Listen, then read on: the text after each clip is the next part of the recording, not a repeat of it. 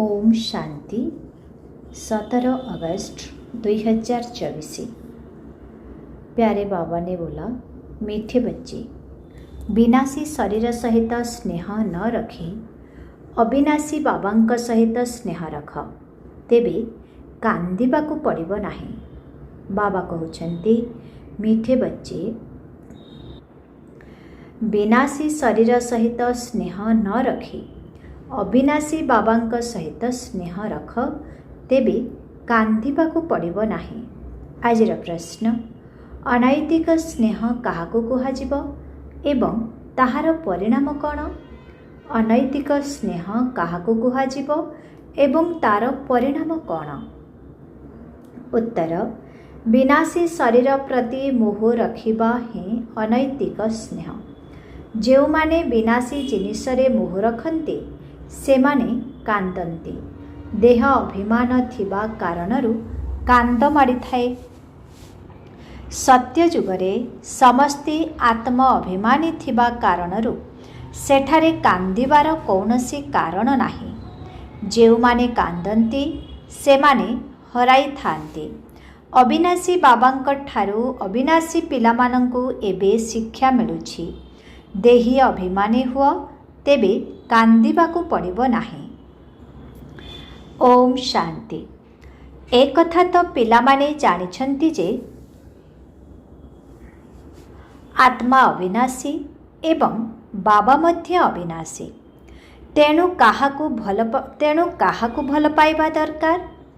अविनाशी आत्मा को, अविनाशी को ही भल पाइबा को हेबो। विनाशी शरीर को कौन भल पाइबा दरकार कि? वर्तमान सारा दुनिया विनाशी, प्रत्येक जिनिस विनाशी, यही शरीर मध्य विनाशी अटे। एकमात्र आत्मा ही अविनाशी, आत्मार प्रेम ही अविनाशी होई थाए। आत्मार केबे मृत्यु हुए नाही, सेथिपाई ताको सत्य बोली कुहा जाउछि। बाबा कहउछन्ति, तुमे समस्ते असत्य होई गलणी। वास्तव में अविनाशीर अविनाशी सहित स्नेह रहिबा उचित। तुमर प्रेम विनाशी शरीर सहित होई जाइछि, सेथिपाई कांदिबाकू पड़ुछि। तुमर अविनाशी सहित प्रेम नाही, तुमर विनाशी शरीर सहित स्नेह रहिछि, तेणु कांदिबाकू पड़ुछि। एबे तुमे निजको अविनाशी आत्मा बोली भावुछ, तेणु कांदिबार कौनसी कथा नाही।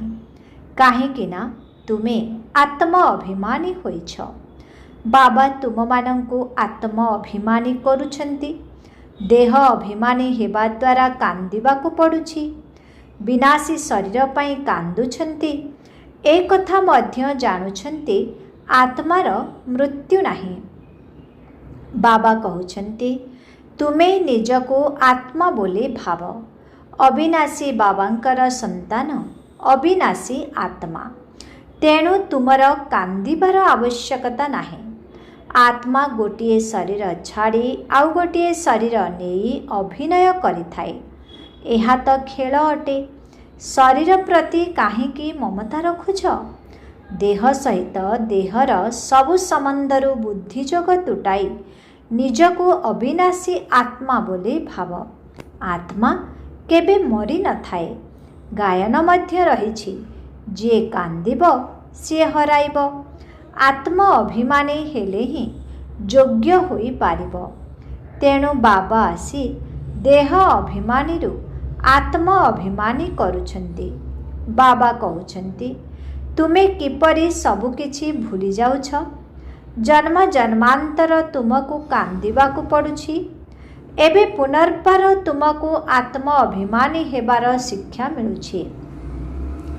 तुमे आउ केबे भी कांदिब नाही। एहा कांदिबार दुनिया, ताहा हसिबार दुनिया। एहा दुखर दुनिया,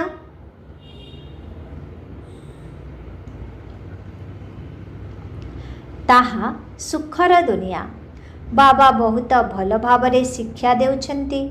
अविनाशी बाबांक ठारू अविनाशी पिलामानंकु शिक्षा मिलुछि। सेमाने देह अभिमानी, सेथिपाई ଦେହକୁ ହିଁ ଦେଖି ଶିକ୍ଷା ଦେଉଛନ୍ତି। ଦେହର କଥା ମନେ ପଡ଼ୁଛି ତେଣୁ କାନ୍ଦୁଛନ୍ତି। ଏ କଥା ମଧ୍ୟ ଦେଖୁଛନ୍ତି ଶରୀର ବିନାଶ ହୋଇଗଲା, ପୁଣି ତାକୁ ମନେ ପକାଇଲେ କ'ଣ ଫାଇଦା? ମାଟିକୁ କ'ଣ କେବେ ମନେ ପକାଯାଇଥାଏ? ଅବିନାଶୀ ଆତ୍ମା ଯାଇ ଅନ୍ୟ ଶରୀର ନେଇଥାଏ। ଏ କଥା ପିଲାମାନେ ଜାଣିଛନ୍ତି।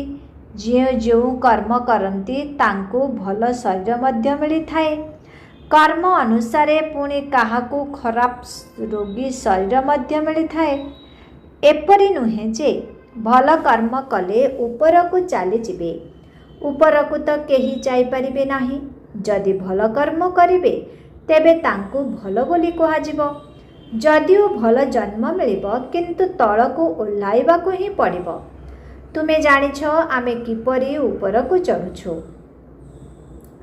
ଯଦିଓ ଭଲ କର୍ମ କରିବା ଦ୍ୱାରା ମହାତ୍ମା ହେବେ, ତଥାପି କଳା ତ କମ୍ ହୋଇ ଚାଲିବ। ବାବା କହୁଛନ୍ତି ତଥାପି ବି ଈଶ୍ୱରଙ୍କୁ ମନେ ପକାଇ ଭଲ କର୍ମ କରୁଛନ୍ତି। ତେଣୁ ତାଙ୍କୁ ଅଳ୍ପ ସମୟ ପାଇଁ କ୍ଷଣଭଙ୍ଗୁର ସୁଖ ଦେଇଥାଏ। ତଥାପି ବି ସିଡ଼ିରେ ତଳକୁ ଓହ୍ଲାଇବାକୁ ହିଁ ହେବ। ଯଦିଓ ତାଙ୍କର ନାମ ପ୍ରସିଦ୍ଧ ଅଟେ, କିନ୍ତୁ ଏଠାରେ ତ ମନୁଷ୍ୟମାନେ ଭଲ ମନ୍ଦ କର୍ମକୁ ମଧ୍ୟ ଜାଣିନାହାନ୍ତି। ରିଦ୍ଧି ସିଦ୍ଧି ଅର୍ଥାତ୍ ତାନ୍ତ୍ରିକମାନଙ୍କୁ କେତେ ସମ୍ମାନ ଦେଉଛନ୍ତି। କାର୍ଯ୍ୟ ସିଦ୍ଧି କରିବା ପାଇଁ ସେମାନଙ୍କ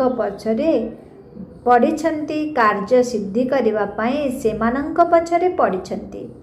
କିନ୍ତୁ ଏସବୁ ଅଜ୍ଞାନତା। ଧରିନିଅ କେହି ପରୋକ୍ଷରେ ଦାନ ପୁଣ୍ୟ କରି ଧର୍ମଶାଳା ଡାକ୍ତରଖାନା ତିଆରି କରୁଛନ୍ତି। ତେବେ ତାଙ୍କୁ ପରଜନ୍ମରେ ଏହାର ପ୍ରତିଦାନ ନିଶ୍ଚିତ ଭାବରେ ମିଳିଥାଏ। ବାବାଙ୍କୁ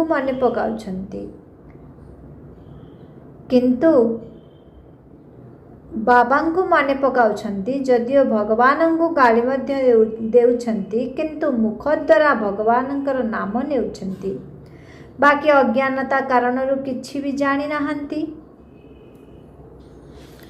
ଏମାନେ ଭଗବାନଙ୍କୁ ମନେ ପକାଇ ରୁଦ୍ର ପୂଜା କରିଥାନ୍ତି।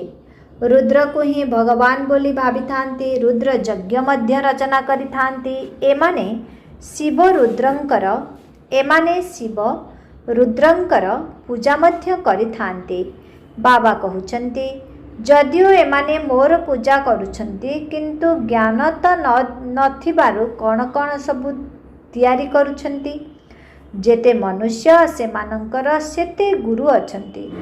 ଗଛରେ ନୂଆ ନୂଆ ପତ୍ର, ଶାଖା ପ୍ରଶାଖା ବାହାରିଲେ କେତେ ଶୋଭା ପାଏ। ଏମାନେ ସତଗୁଣୀ, ତେଣୁ ଏମାନଙ୍କର ମହିମା କରାଯାଇଥାଏ। ବାବା କହୁଛନ୍ତି ଏହି ଦୁନିଆର ହେଲା ବିନାଶୀ ବସ୍ତୁର ପ୍ରେମିକ। କାହା ସହିତ ଯଦି ବହୁତ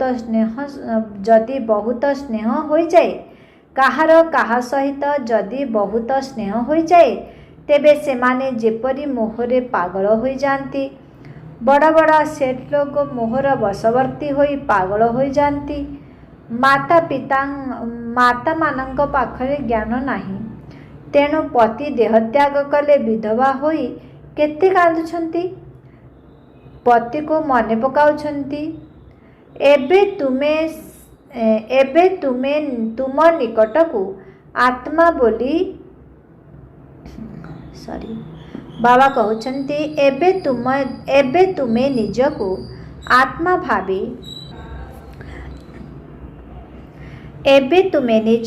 ଆତ୍ମା ଭାବି ଅନ୍ୟକୁ ମଧ୍ୟ ଆତ୍ମା ରୂପରେ ଦେଖୁଛ। ତେଣୁ ଟିକିଏ ହେଲେ ବି ଦୁଃଖ ହେଉନାହିଁ। ପାଠପଢ଼ାକୁ ରୋଜଗାରର ଉତ୍ସ ବୋଲି କୁହାଯାଇଥାଏ। ପାଠପଢ଼ାର ଲକ୍ଷ୍ୟ ଉଦ୍ଦେଶ୍ୟ ରହିଥାଏ, କିନ୍ତୁ ତାହା ହେଲା ଗୋଟିଏ ଜନ୍ମ ପାଇଁ। ସେମାନଙ୍କୁ ସରକାରଙ୍କ ଠାରୁ ଦରମା ମିଳୁଛି। ପାଠ ପଢ଼ି କର୍ମଧନ୍ଦା କରିଥାନ୍ତି, ତେବେ ଯାଇ ପଇସା ମିଳିଥାଏ। ଏଠାରେ ତ ନୂଆ କଥା। ତୁମେ କିପରି ଅବିନାଶୀ ଜ୍ଞାନରତ୍ନ ଦ୍ୱାରା ନିଜର ଝୁଲା ଭରପୁର କରୁଛ।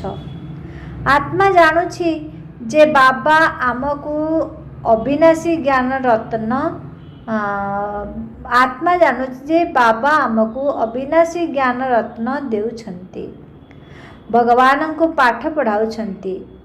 निश्चित भावरे भगवान भगवती ही कराइबे। आत्मा जानुछि बाबा आमको अविनाशी ज्ञान रत्न देउछन्ति, भगवान पाठ पढ़ाउछन्ति। निश्चित भावरे भगवान भगवती ही कराइबे। किंतु वास्तव रे एही लक्ष्मी नारायण को भगवान भगवती बोली भाविबा भूल। एबे तुमे माने जानुछ, ओहो जेबे आमे देह अभिमानी होई जाऊ सेतेबेले आमर बुद्धि केते पतित होई जाए। बुद्धि जेपरी पशु सदृश होई जाए। जीवजंतुंकर सेवा मध्य बहुत भल भावरे होई थाए। मनुष्य मानंकर तो किछि भी होई न थाए। रेस रे दौड़ुथिबा घोड़ार केते जत्न नहीं थांते। मात्र एठाकार मनुष्य मानंकर अवस्था देख कौन हेलानी। कुकुरंकर मध्य केते स्थर नेउछन्ति, कुकुरंकर मध्य केते जत्न नेउछन्ति। ताको बहुत स्नेह करी साथी रे मध्य सुआउछन्ति। देख दुनियार अवस्था कौन हेलानी। सत्य जुगरे ए सबु धंदा हेबो नाही। तेणु बाबा कहउछन्ति, पिला माने तुमको माया रावण असत्य करि देछि। वर्तमान असत्यर राज्य चलीछि ना। मनुष्य माने असत्य होई जाइछन्ति। तेणु दुनिया मध्य असत्य होई जाइछि। सत्य एवं असत्य दुनिया भितरे देख केते फरक रहिछि। एही कलिजुगर अवस्था देख कौन हेलानी। मु स्वर्ग स्थापना करुछि, तेणु माया मध्य निजर स्वर्ग देखाई प्रलोभित कराउछि। एठारे केते कृत्रिम धन संपत्ति रहिछि। भावुछन्ति आमे एहिठारे ही स्वर्ग रे अछु। स्वर्ग रे कौन एते उच्च 100 महला घर तयारी हेबो। घर को केते सजाउछन्ति। स्वर्ग रे तो 2 महला घर मध्य हेबो नाही। सेठारे बहुत कम मनुष्य रहिबे। एते जागा तुमे कौन करिबो। एठारे जमी पाई केते लड़ाई झगड़ा करुछन्ति। सेठारे सबु जमी तुमर हेबो। केते राति दिनर फरक रहिछि। से लौकिक ये पारलौकिक पिता अटन्ति। पारलौकिक पिता पिलामानंकु कौन न देउछन्ति। अधा कल्प तुमे भक्ति करुछ। बाबा स्पष्ट भावरे तुमको कहउछन्ति, एहा द्वारा तुमको मुक्ति मिलिबो नाही। अर्थात मो सहित मिसी पारिबो नाही। तुमे मुक्ति धाम रे मो सहित मिसुछ। मु मध्य मुक्ति धाम रे रहुछि। तुमे मध्य मुक्ति धाम रे रहुछ। पुणी सेठारु तुमे स्वर्ग को आसुछ। स्वर्ग रे मु रहिबि नाही। एहा मध्य ड्रामा। एहार अविकल पुनरावृत्ति हेउछि। एही ज्ञान पुणी तुमे भूली जीव।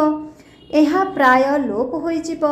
जे पर्यंत संगम युग न आसीछि गीतार ज्ञान किपरि दिया जीव। बाकी जहाँ भी शास्त्र आदि अच्छी से सबु भक्ति मार्गर शास्त्र। वर्तमान तुमे ज्ञान शुणुछ। मो बीज रूप ज्ञानर सागर अटे। मु तुमको किछि भी करिबाकु देउ नाही। पाद तले मध्य पड़िबाकु देउ नाही। तुमे काहार पाद तले पड़िबो। शिव बाबांकर तो पाद ही नाही। तेबे तो ब्रह्मांकर पाद तले पड़िबा होई जिवो। मु तो तुम मानंकर सेवाधारी। तांको निराकारी निरहंकारी बोली कहउछन्ति। सिए अभिनय करिबाकु आसीबे तेबे जाई तो निरहंकारी बोली कुहाजिबो। बाबा तुमको असरंती ज्ञान देइछन्ति। एहा अविनाशी ज्ञान रत्नर दान। जिए जेते नेई पारिबे अविनाशी ज्ञान रत्न नेई पुणी अन्य मानंकु दान करि चलो। एही रत्न मानंक पाई ही कुहा जाउछि। गोटिए गोटिए रत्न लक्ष लक्ष टंकार अटे। पादे पादे रे पद्मर दाता एकमात्र बाबा ही अटंती। सेथिपाई सेवा प्रति बहुत ध्यान रहिबा दरकार। तुमर पाद हेउछि जोगर यात्रा। एहा द्वारा तुमे अमर होई जिवो। सेठारे मरिबार चिंता रहिबो नाही। गोटिए शरीर छाड़ी आउ गोटिए नेबो। मोहजित राजांकर कथा मध्य शुणिथिबो। ए कथा तो बाबा बसी बुझाउछन्ति। वर्तमान बाबा तुमको सेही भली करुछन्ति। ताहा वर्तमानर कथा अटे। रक्षाबंधनर पर्व मध्य पालन करुछन्ति। एहा केउ समयर कथा? केबे भगवान पवित्र हेबा पाई कहिथिले। ए कथा कौन मनुष्य माने जानिछन्ति? केबे नुआ दुनिया केबे पुराना दुनिया हेउछि ए कथा मध्य केही जानि नाहन्ति। केवल एतिकी कहउछन्ति जे वर्तमान कलिजुग सत्यजुग थिला एबे नाही। पुनर्जन्म को मध्य मानुछन्ति। 84 लाख जन्म कहि देउछन्ति। तेणु निश्चित भावरे पुनर्जन्म नेउछन्ति ना। निराकार बाबा को समस्ते मने पकाउछन्ति। बाबा तो सबु आत्मा मानंकर पिता अटंती। सिए ही आसी सबु कथा बुझाउछन्ति। देहधारी पिता तो बहुत अछन्ति। जीवजंतु माने मध्य निज पिला मानंकर पिता अटंती। तांको पाई एभली कुहा जाए नहीं जे ये जीवजंतुंकर पिता अटंती। सत्य जुगरे कौनसी प्रकार आवर्जना रहिबो नहीं। जेपरी मनुष्य सेही भली आसबाब पत्र हेबो। सेठारे पक्षी आदि बहुत फास्ट क्लास हेबे, सुंदर हेबे। सेठारे सबु भल भल पदार्थ मान रहिबो। सेठाकार फल मध्य बहुत मीठा एवं बड़। पुणी से सबु कुआडे चली जाउछि। वर्तमान मधुरता समाप्त होई कटुता आसी जाउछि। मनुष्य पतित होई जाउछन्ति। तेणु सब किछि पतित होई जाउछि। सत्य जुग फास्ट क्लास पवित्र। तेणु सबु पदार्थ मध्य फास्ट क्लास हेबो।